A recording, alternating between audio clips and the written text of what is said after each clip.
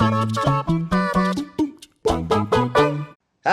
and welcome to It's All Kicking Off, another football roundtable discussion podcast with myself, Adam Wilbourn, and Ewan Paterson from WhatCulture Football, here to discuss another burning football issue. But before we get into it, if you're a fan of this sort of thing, make sure you subscribe to WhatCulture Football, wherever you get your podcasts from, for daily football podcasts. As I said, though, I am joined by Ewan Paterson, a Liverpool fan, and who better than a Liverpool fan to tell us how Man City can catch them next season. But before we get into that, Ewan, it is Liverpool, Manchester City tonight. They're going to be giving you a guard of honour. There are still lots to play for with all their records on the line. How do you see tonight going from the guard of honour onwards? I'm looking forward to it. Did you see what Danny Murphy was chatting about last week, being like about Kevin De Bruyne and Liverpool players, and thinking that the guard of honour would be silly because none of the Liverpool players are fit enough to lace his boots or something. I'm just like, someone's bitter about being sold by Rafa Benitez, but yeah, I'm looking forward to it. It's going to be a good game, you know, even aside from the context of the title race and the fact that the league's all wrapped up. It should be a good contest. I think most people would agree that, you know, Liverpool City has been the standout fixture in the Premier League for the past 2 or 3 seasons now. So a lot to be excited about. Looking forward to the guard of honour. I mean, people make too much of a big deal about it. Who cares, really? But looking forward to the game itself, and obviously the records that are there to be taken. Yeah, how do you see both teams setting up? Because I've heard arguments from both sides here. You've had some people saying get all the Liverpool players out your fantasy football side because that's it for them. They're sort of done. They've achieved what they wanted to. But like we mentioned, they've all got those records they still want to achieve. And then on the Man City side of things, there's an argument to be made that maybe they'll start resting players. I mean, there's not a great deal for them to play for. If you assume that they will not get Champions League football next season, then their target will surely be FA Cup to go with their EFL Cup, and of course the Champions League, which starts or restarts, I should say, at the beginning of August. So how do you see things playing out today? Yeah, I mean, I still think they'll want to like go for it. You know, Guardiola is obviously competitive. I don't think they're going to be massively rotating or anything tonight. I think they'll put out a strong lineup. And obviously, like you said, the main focus right now is on the FA Cup and the Champions League when it resumes in 1 month's time, I should say. So yeah, I expect both sides to put out a strong lineup. I don't expect it to be, you know, maybe there'll be a couple instances of rotation here and there, but I don't necessarily think it's going to be a case of just we'll play the kids and then just whatever happens. He'll want to lay down this game as a marker for next season as well. Not that City has anything to prove in terms of their title-winning credentials, because we all know that they're going to go again and go hard again next season, on top of all the other success they've had over the past couple of seasons. But I think it will do them a bit of good today if they were to kind of bloody the nose, as it were. Not that I see that happening, but it could potentially be a thing. You're heading to the Etihad. It's going to be a weird atmosphere, of course, surrounding the whole thing. Score prediction for tonight? I think it's going to be 2-1 Liverpool. I think I don't rate City's defence at the moment. I think they've got major weaknesses in full-back positions. And yeah, I don't know. I think based on what I saw when they came to Anfield, I thought they looked kind of lost and aimless at times. So yeah, I see us winning this one, even after the celebrations from last week. So looking ahead to next season, we've talked on podcasts recently. Obviously, we talked about Liverpool's sensational season, then looked ahead, which is well worth checking out if you haven't listened to that. We've done stuff about Arsenal, about Manchester United, Chelsea as well. Not that there's going to be a straightforward answer to this question, but how do Man City catch Liverpool next season? Well, the obvious answer is to address the weaknesses in the squad at fullback. I think that's been the problem position for Guardiola since he came in, and God knows he's chucked so much money at those positions, just trying to just get Kyle Walker, go save us. Mendy, you can do a job. And we got João Cancelo and stuff like that, and obviously it just hasn't been working, and it's something they're going to have to address. And also, you know, the big company sized elephant in the room as well, and the fact that they didn't replace him from last season. Laporte's been out injured for a while. Obviously, he's come back in, but you know, they need a quality partner for Laporte, I think, and then that will put them in good, you know, standing to continue on. I also kind of thought as well, going off from, you know, they've recently been reported this week that Leroy Sané is going to go to Bayern Munich. I think City have really missed him this season. Mm. I think he's one of the best wingers the Premier League's seen. Whenever he's played, he's been fantastic. And yeah, it's not that I'm surprised that he's leaving, because obviously he wasn't starting many games. Mm. You know, some people have raised the prospect that maybe Guardiola didn't trust him playing on the left at the same time as Mendy's playing, and also Sterling wants to play on the left as well. So yeah, but I do think they've missed his directness at times. So that's something they're probably going to have to look at. Yeah, I don't know. I think, you know, City had the best squad in the league in terms of depth and, you know, everything that's going on there. So it's all about addressing those couple of weaknesses, centre back and full back particularly. Maybe finding, you know, maybe more rotate. I don't know. I think Jesus is good enough to be, you know, compete with Aguero. So, you know, they have an amazing squad. It's just about centre back and full back, I would say. Before we get into the laundry list of players they could potentially sign, I think there's a tendency with Man City in particular, alongside some of the other big sides, to just sort of throw money at the problem. Let's talk about the squad they currently have. As you mentioned there, they're losing Leroy Sané, they're losing David Silva, who's been an excellent servant to the club at the end of this season. Who is going to be key for them next season? Obviously, you mentioned there Laporte, who was a huge. I mean, to be fair, there's not many teams who could have kept up with Liverpool this season when you look at how many points they've dropped. Obviously, City, I think they've lost more games this season. I'm going to talk about that in due course as well, than the previous two Premier League campaigns combined. But yeah, which players are key for them now going forward? Fernandinho's still got another year in his contract, hasn't he? I believe. I think, you know, whether he's been playing at centre back or playing in midfield, you know, he's getting on in the years now, but still like a fantastic player, one of the best holding mids in the Premier League. And you know, they're going to depend on his leadership going forward as well. De Bruyne, obviously, you know, just like a class player. Yeah, I mean, it's one of those things where you look at the way City have built up. I feel as though when I look at their back line, and even though Edison is a quality goalkeeper as well, it kind of reminds me of the shakiness that we at Liverpool had up until we got Alisson and Van Dijk in, and you had that confidence in your back line. Edison, for all that he is a great goalkeeper, you know, great distributor of the ball, great shot stopper, whatever, he is a little bit rash, like we saw when he murdered Garcia the other week. And I do think that maybe there's an element of, you know, distrust between the back line and Edison. I think there's a lot of stuff going on there where maybe players don't feel, you know, that confident. There's that whole reluctance I see sometimes in the fullbacks to press on, or whether to, you know, come back and kind of hold the play. So yeah, I mean, key players, obviously, Laporte, Fernandinho, De Bruyne, Sterling, obviously, as well. I think probably those are the main trio. Yeah, I mean, obviously they've got a sensational squad, Man City, and certainly in the past couple of years, it's seemingly been a case of not adding these huge signings, just tweaking it a little bit and adding extra players where you can. Is the difference this transfer window going to be the fact that, like you say, they may need a marquee signing to kick on? I mean, to be fair, you know, they had that big spending spree when they the year before the 2017-18 campaign. They spent out like over £100 million on players. You know, they got Bernardo Silva in, they got Mendy in that same year, and then Laporte in January. And then last year they got Cancelo in. So again, a pretty hefty, you know, price to pay for a player. Yeah, I mean, they're going to go out and spend. I don't think of all the clubs, you know, who have had to react to the current ongoing situation. I think they've probably, you know, won't have had to weather the storm as much as other clubs, I should say.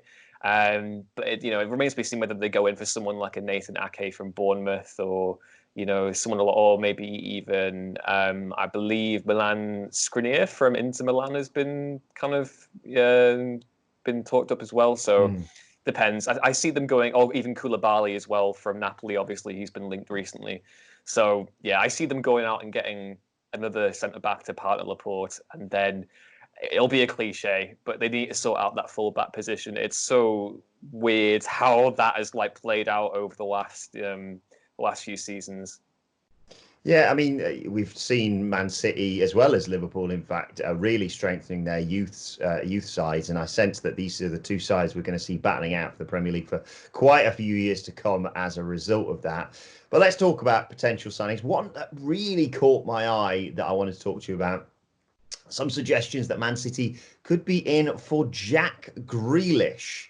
Obviously, his name has been bounding about, especially with Villa's struggles in the Premier League. Could Jack Grealish be the difference maker for Man City next season, do you think? I don't think City have found wanting for creativity, and that's one of those that's a transfer that really kind of raises my eyebrows a bit, because I know Manchester United have been linked with him a lot recently as well. Again, I have question marks over that move as well. I mean, obviously Grealish is a quality player, a really good player. Excuse me, but yeah, I don't know if he joins City. I don't see where does he play in that team. And again, as I said earlier on, I feel as though City are missing the directness of Sane. I think they need a player that can run at defenses and get the ball in quickly, and then have that defensive solidity at the back as well. Which, I wouldn't really say Grealish is that. Obviously, he's involved in a really, really difficult relegation battle at the minute. And, any team that signs Jack Grealish, he will improve the team. But I don't know if he would be a difference maker. I don't think it's necessarily I don't think City needed another good ball-playing attacking player. Yeah, I think this. I'm torn on this, probably because I've got so many friends who are Aston Villa fans who are consistently singing the praises of Jack Grealish. There's a part of me, and it's probably the part of me that does this sort of thing on FIFA, that thinks, well, if you have Fernandinho sort of sitting, and then you have De Bruyne alongside Grealish as these attacking ball-playing midfielders, and then, like you say, whoever you really want running at defences, Sterling, Jesus, Aguero, it's exciting. But then you also think, hang on, let's not get carried away. You feel like potentially Grealish might get lost in the shuffle a bit and might just be sitting and coming on for De Bruyne, perhaps. Yeah, I mean, Mahrez has obviously gotten more minutes recently, but I think he is a decent example of where we're looking at with here. He's really kind of, I want to say he's cemented himself in Guardiola's plans now. Obviously, he doesn't start every game, but it did take a little while for him to be integrated into the side. So, but again, like a player like Mahrez, you'd think that he'd go at any club and he'd automatically go in the starting 11 or whatever. And obviously, every squad now needs strength and depth and quality off the bench and whatever. But I feel as though Grealish is one of those players where I don't see him bringing anything different to what City have. I could be wrong there, but I think City already have that kind of area well covered. Be interesting to see how Phil Foden reacts to this news as well, because he's come on leaps and bounds this season. Yeah, exactly. Foden looks like the real deal, doesn't he? And I think City would do well when David Silva leaves. Guardiola has come out and said that he thinks Foden is good enough to play in that position and basically inherit the mantle almost of David Silva. I mean, we talk about high praise being heaped on young players or whatever, and there's a risk of overhyping him, but he does genuinely look the real deal. Looks a really solid player, really good attacking and creative threat. And I think City would do well to, as they did with Zinchenko as well, I believe, just really, focus on their youth and bring that through, rather than throwing money at all their problems like they've been doing for the past few years. And I think Foden, that's a great story for the club as well. He's local, he loves the team.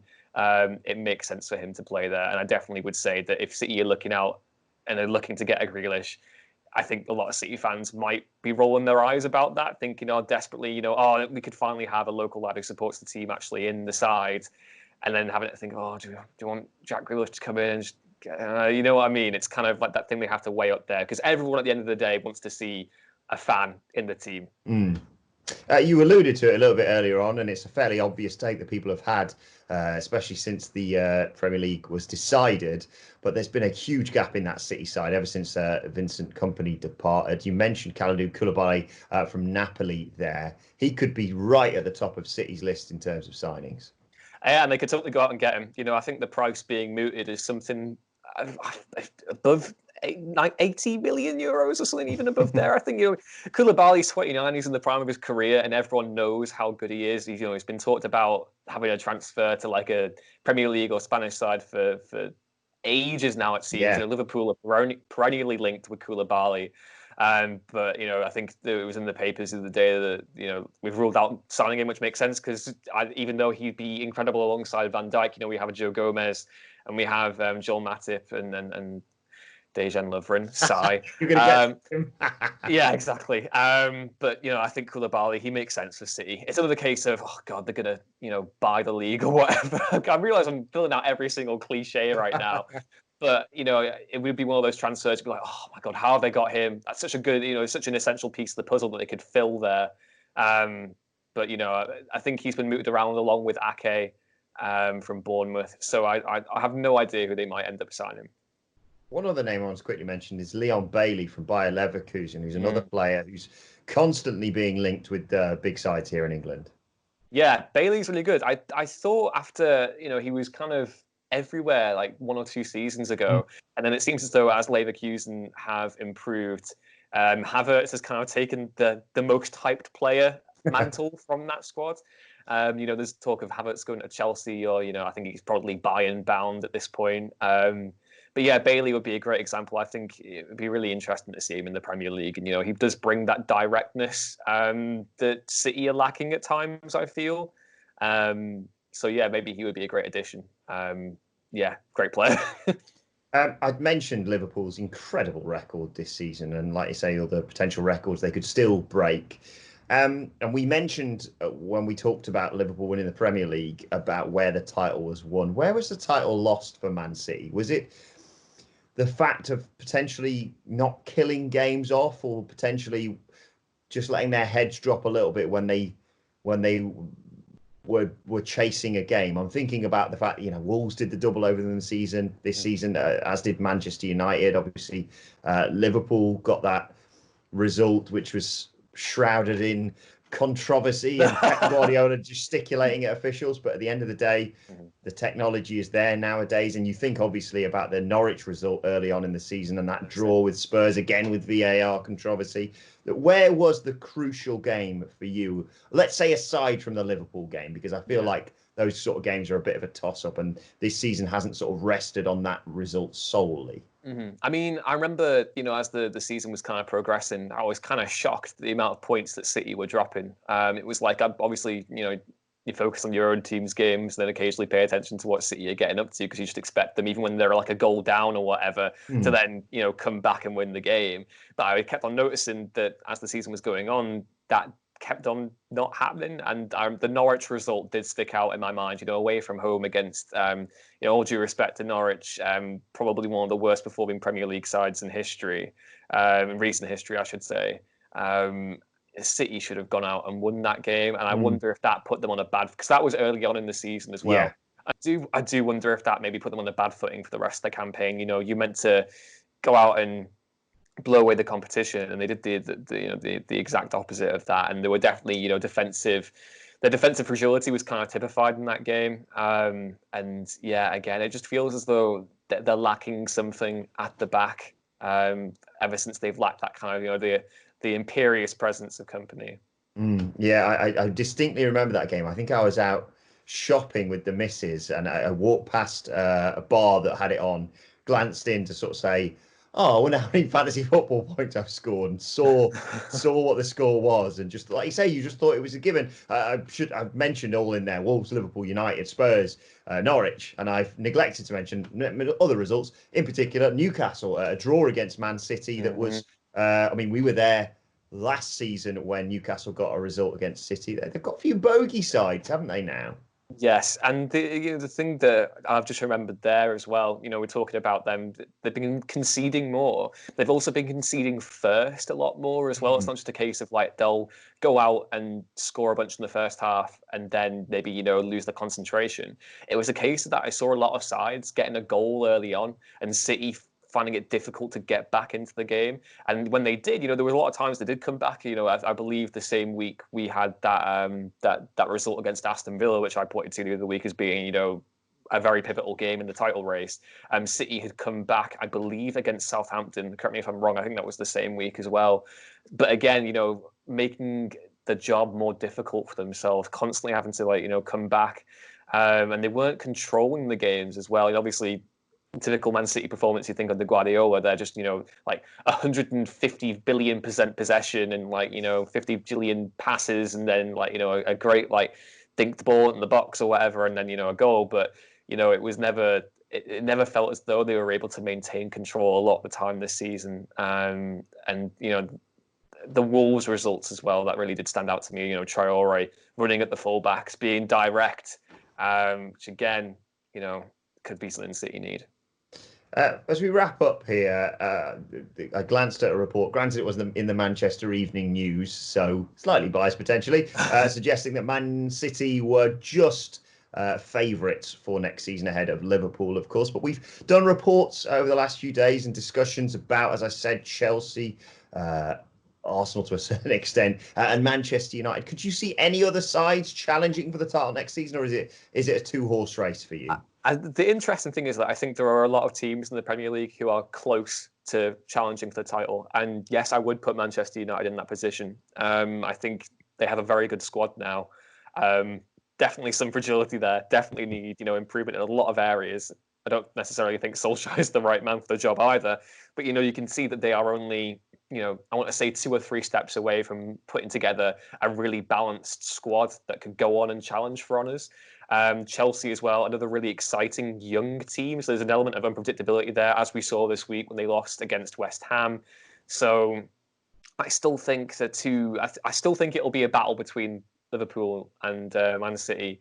But certainly I do think that Chelsea and Man United in particular are just a couple of signings away from building something, and that's I don't necessarily think Leicester are there yet. Obviously, Brendan Rodgers is a good manager, and that he's being backed at Leicester.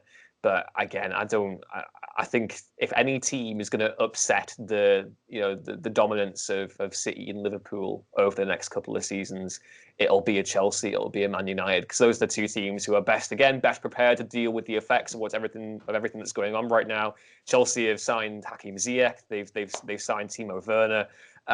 So again, a lot to consider with that squad. It's looking like they're going to bolster it again going forward. Man United linked with Sancho. Whether that transfer is going to go through or not, we don't know. But again, they've got exciting young players like Greenwood. So yeah, I don't know. I think United and Chelsea are probably the 2 teams who are best poised to end that dominance. Although I will clarify, I don't see it happening anytime soon. Well, there you have it. Do let us know your thoughts on Manchester City, Liverpool, Chelsea, and Man United's chances in the comments section below. And don't forget to like, share, and subscribe. And subscribe to What Culture Football wherever you get your podcasts from for daily football podcasts. Plus, you can let us know your thoughts on Twitter at WhatCultureFC. Watch there. You can follow both of us. Ewan, where can people find you on Twitter? Ewan ruins things. You can find me at Adam Wilbourn. Follow us all, as I said, at WhatCultureFC. But this has been It's All Kicking Off. My thanks to Ewan Paterson. Thank you for joining us, and we will see you soon.